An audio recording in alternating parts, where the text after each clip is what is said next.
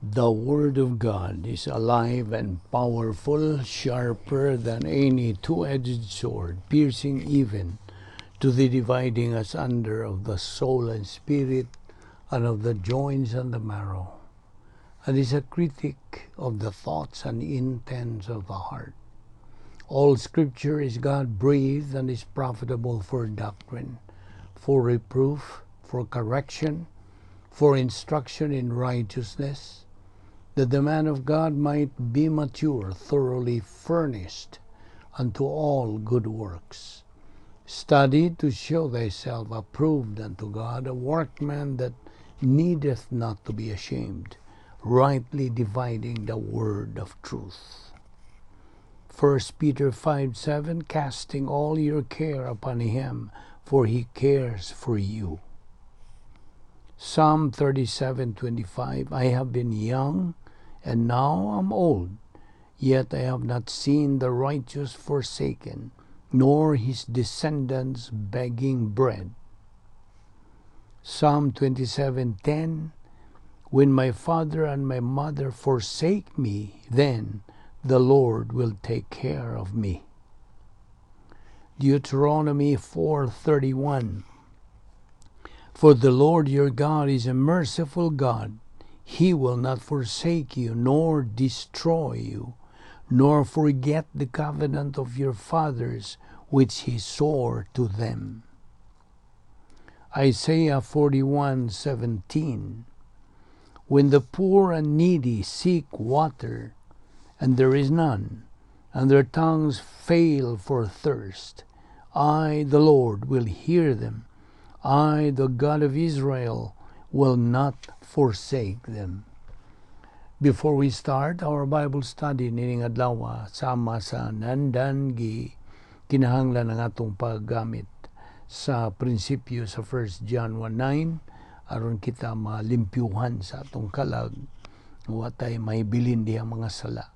So homologeo says we have to acknowledge, admit, and enumerate the sins that we have committed nining adlaw. Kay kini kung dili na to isugid, mahimo lamang babag sa atong adlaw-adlaw nga pagtuon sa pulong sa Dios. So 1 John 1:9 says, if we confess our sins, God is faithful and just to forgive us our sins and to cleanse us from all unrighteousness. Nawalang kanimo higala nga wala pa'y kaluwasan, wala pa si Kristo di sa imong kinabuhi. Ang imong buhaton, dili ang pagsugid, kundi ang imong paggamit niya ng imong free will na hinatag sa Dios. Ipagamit ka na sa Dios kanimo. Pinagis paghimo nimo sa labing mahinungdanong desisyon sa tibuok mong kinabuhi. The decision to believe in Christ as Lord and Savior. Ang tugon sa Dios sa iyang pulong, iyang pag-agda kanimo, mao natuuhan nimo sa Ginoo Kristo nga imong manluwas o ikaw maluwas. Acts 16:31 nagkanayon sa in English. Believe on the Lord Jesus Christ and thou shalt be saved. Busa pag-andam ta sa atong kaugalingon pinagi sa hilom nga pagampo. Let us pray.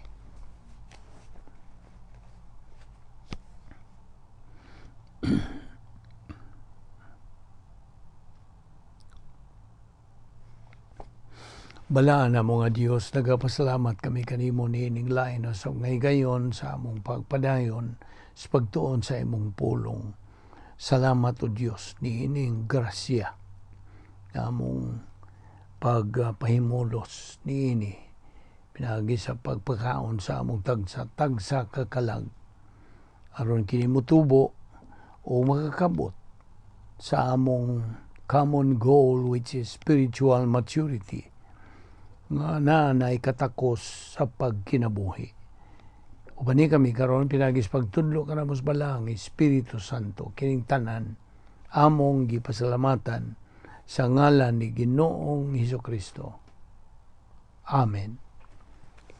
Well, maayong adlaw sa tanan nato mga subscribers, mga higala, mga suki na nakasunod ning atong ministry ug sa atong mga igsoon diha ni Kristo, our fellow believers. Welcome everyone. Niya pa kita magadupot sa atong tunanan nga giuluhan, God's pardon, ang kapasayloan sa Dios. Okay.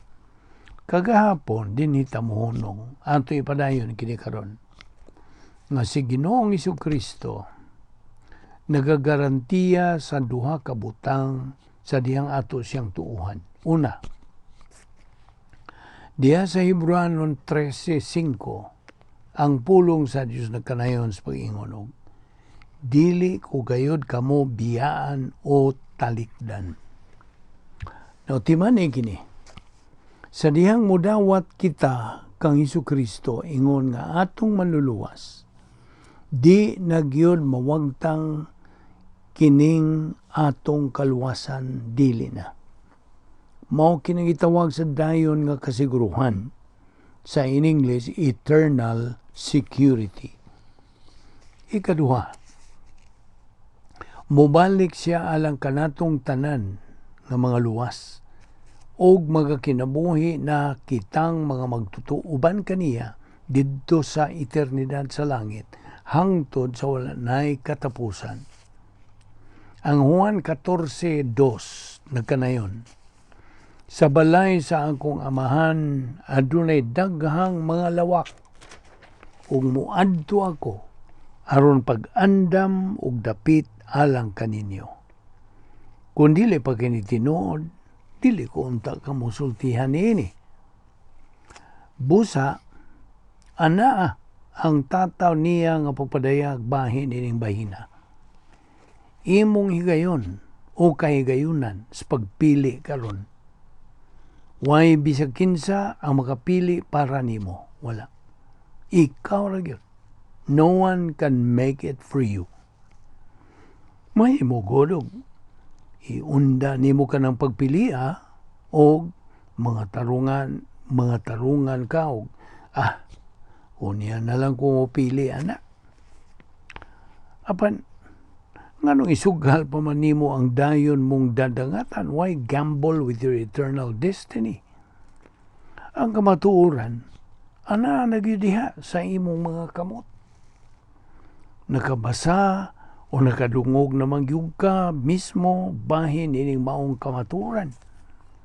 Karon mismo, mao'y higayon mo na sa pag-atubang o paghimog labing manungdanong desisyon bahin ini. Sa giingon ni Apostol Pablo, ngadtos usa ka Romanhon nga magbibilanggo, tumuo ka kang Ginoong Jesucristo ug ikaw maluwas. Buhat 16:31. Karon nga luwas na ka, unsa may sunod? Mao ni dakong pangutana og daghan sa atong mga bisan itong mga igsoong mga magtutuo na pagyoy pangutana nila, magpabilin diya silang panguna-una. Kaya mo man nagapatinaw kanila bahin ini. Now, so akong balikon, karon nga luwas ka na, unsa may sunod? Mao gyud ni ang sagad nga pangutana sa usa ka bag-ong naluwas. Okay, karon kung nakahimo ka na og desisyon sa pagdawat kang Kristo, ingon nga imong manluluwas, musunod dayon ang pangutana, unsa may sunod? What comes next? Bueno, dunay duha ka mga bersikulo nga critical alang sa imong pagsabot niining pangutanaha. Diha sa 2 Pedro, Kapitulo 3, versikulo 18. Excuse me. Ang pulong sa Diyos na kanay, padayon hinoon kamo sa pagtubo diha sa grasya ug kay balo sa atong Ginoo manluluwas nga si Jesucristo, kay iya man ang tanang dungog hangtod sa kangturan. Amen. Diha usab sa 2 Timoteo 2:15. Nakanayon kini, paningkamuti pagayo ngang Dios mahimuot kanimo, ingon nga alagad nga wala ikaulaw ang iyang trabaho ug usa ka alagad nga magtudlo sa kamatuoran sa hustong paagi. Now, Niyadtong higayon nga midawat ako kang Kristo nga ako maluluwas. Nakapanagihiyag yung ako og usa ka gamay nga bag-ong pakikigsaan nga Biblia, ang New Testament ba. Now, wa man gyud mitug-an kanako nga kinahanglang mutubo o patun-on ko apan inoon mura lag nadani ko sa akong nabasahan. Daw ang Dios nasayod sa tanan bahin kanako ug unsay akong gisinati. Now, sa dugay na kong binasa niini, masing samot ug nagkaanam-anam kong kasabot ngano nga nagabuhat ko og pipila ka mga butang. Nakalinggat ko sa akong kaugalingon nga murag hinglapad ang akong pagpanabot ug daw gihagit ang akong salabutan. Now, of course, dito sa akong eskwelahan, kontra na ako ang akong klase. Apan karon, murag gidasig na inoon ko sa pagkatuon sa among leksyon. Ang mga bata nga masuso o upang nangataw, kinahanglan kini sila gatas alang sa ilang kalagsik o pagtubo, di ba? Kung dili mo kini sila paimnog gatas, mamatay gid na sila. Gusto? Ingon man usab ang mga bag-ong Kristohanon nang inahanglan og gatas alang sa ilang kalagsik ug kun buot nilang mutubo. Abigod nimo. Ang espirituhanon nga pagtubo sama ra kini physical nga pagtubo. Okay? Kini silang duha pulos nang ginahanglan kalagsik aron mutubo. Na ay mga butang nga angay mong masayran aron nga imong matagan ang imong kalagsik sa epektibong paagi. Usa ka mayong danong butang mao ang imong pagkaamgo nga sa dihang naluwas ka makabuhat o mubuhat kapag mga sala. O busa, kinahanglan kang masayod kung unsaon ni mas pagkatubag or handle or to handle them. Diba? Now, ato rin kong sabton kining bahin sa sala. Now, wala magdugay human sa akong pagtuo kang Kristo. Ako na matikdan nga naapagyug ko'y kalagmitan sa pagkasala. Na siguro na hinuon ako nga gidawat ko na si Jesucristo ingon nga ako maluluwas, apan wa gyud ko mahibaw og nganong dali pa man kong maglagot o init ang uho. No, sa tibuok kong pagkinabuhi, nakigbisog gyud ko sa pagdaog sa dautan kong matang sa panguna-una. Tinuod nga, daghan pa kong angay nga tubangon sa akong personal nga kinabuhi. Dinay daghang mga bahin sa akong kinabuhi nga nagatintal kanako og dali ra kong maglagot nga mao'y usa sa nagapalaot sa akong panguna-una, akong pagkinabuhi.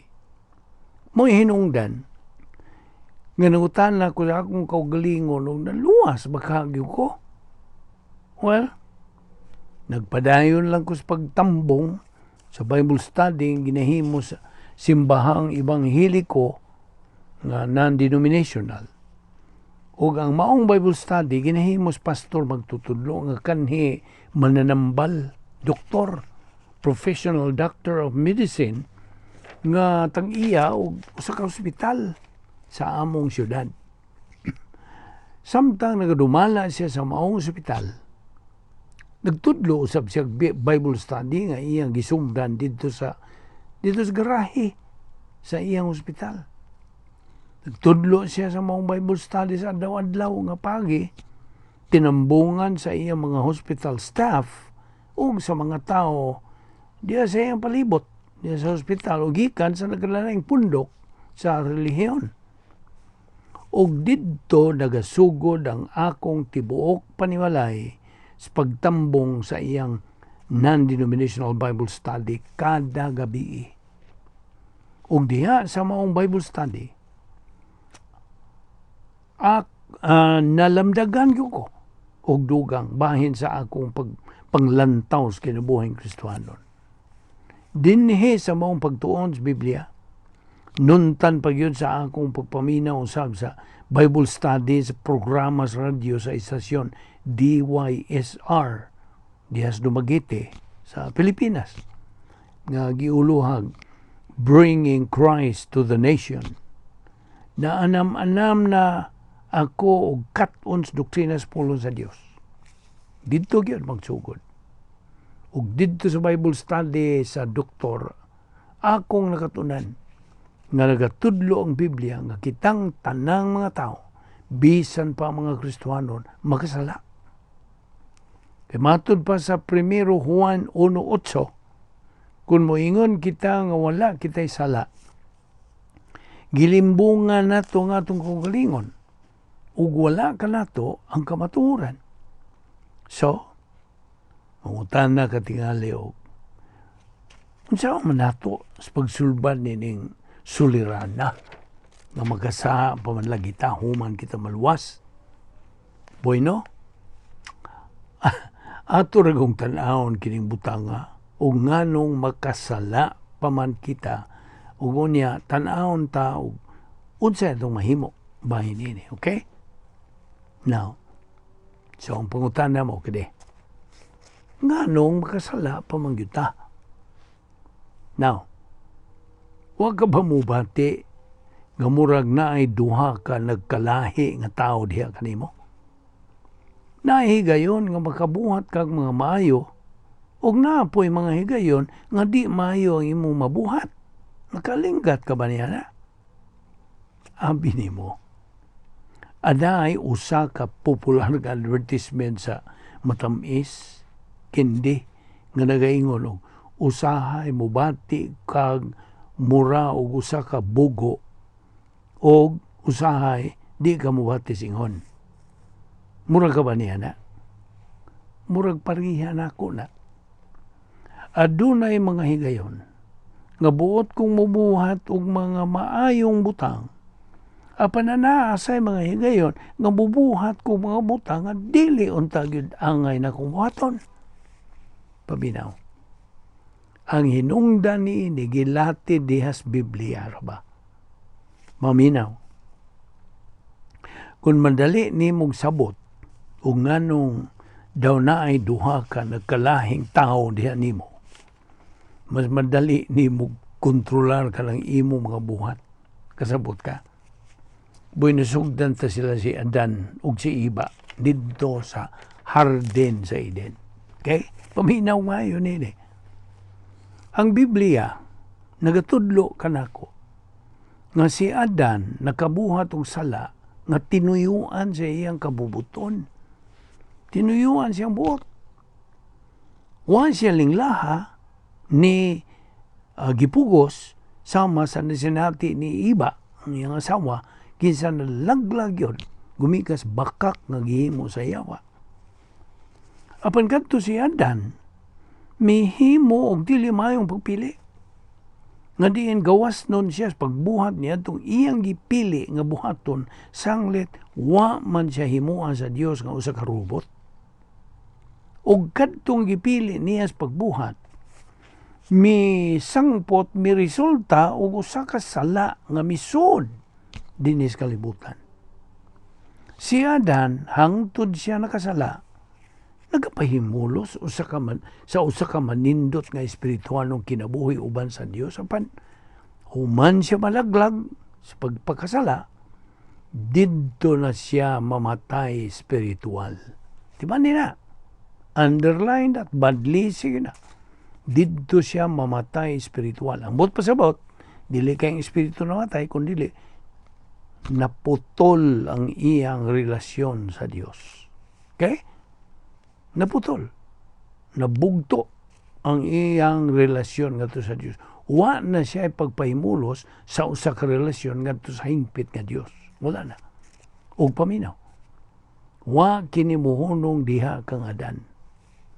Ang pagtintal ni Adan sa pagbuhat og sala, gipanunod ngadto sa tanan niyang mga anak, apil ikaw ug ako.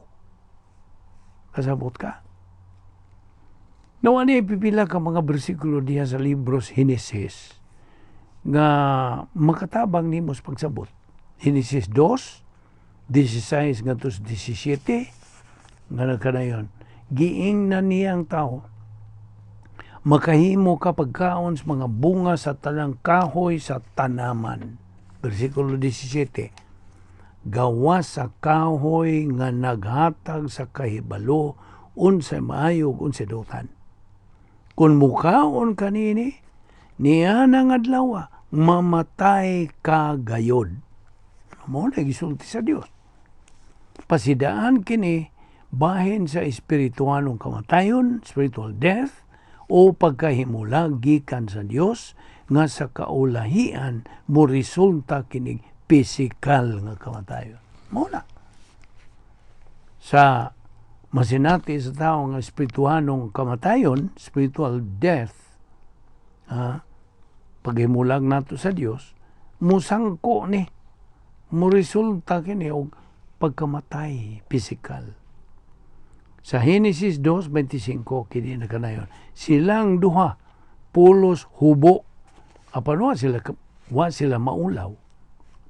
So wa pa sila magkasala, ha? Now himatik dira gud ni. Wa sila mubati og sad-an nga tanlag tungod kay wa man sila gitaguan nga sala, hinungdan. Giangkon sila nga inosente niining tungura. So wa pa sila magkasala. Karon, ani anang problema. Versikulo 4, miingon ang bitin nga si Satanas ngadto sa babae, dili tinuod nga mamatay kamo. Versikulo 5, gisulti kini sa Dios kaninyo, kay nasayod man gud siya nga kung mukaon kamo niini, maabli ang inyong salabutan ug mahisama kamo kaniya nga nasayod unsay mayo unsay dautan. Versikulo 6, sa pagkakitas babae nga ang maong kahoy man nindot kaayo og laming kanon ang bunga nini og makapahimo kaniyang maalamon, mikuha siyang bunga ug ikaon niya kini. Unya, gihatagan niya ang iyang bana ug mikaon sab siya. Henesis 3:4-6. Usa ka tinuyo gyud nga desisyon kadtong gihimong Adan. Gusto? Siya manunta ang nasayod og maayo. Pan iya lang gyud tong gibuhat. Sa kabahin ni Iba, ang iyang asawa, nalingla siya ni Satanas nga kung buhaton niya kadtong iyang gibuhat, mamahimo kunuhay siyang manggialamon. Ang sunod nga bersikulo, magapatin-aw kung unsa gyud isang putans gipili nga gibuhat ni Adan. Henesis 3:7, pagkahuman gyud nilang kaon na ambli ang ilang salabutan og nakita nila nga hubo di ay sila. Sa diha gyud sa ilang pagpakasala, mitungha ang pagbati og sad-an diha kanila. Nadisturbo ng ilang konsyensya tungod kay nasayod naman sila nga nakasupil na sila sa Dios. Now, himatik diragod kini. Ang sala sa tao, magabukas o magapadayag kaniya o magapahungaw kaniya to the elements. Roma 5:12 na kanayon ni miabot sa kalibutan ang sala pinaagi sa katao ug ang sala nagdalag kamatayon. Busa mikaylap ang kamatayon ngadto sa tanang katawhan kay nakasala man ang tanang tao. Ato ning ipadayon ugma. Di nila mo nakita kutob og ayaw sipyat sa sunod o sumpay niini. Kay sama kini sa suwilanon nga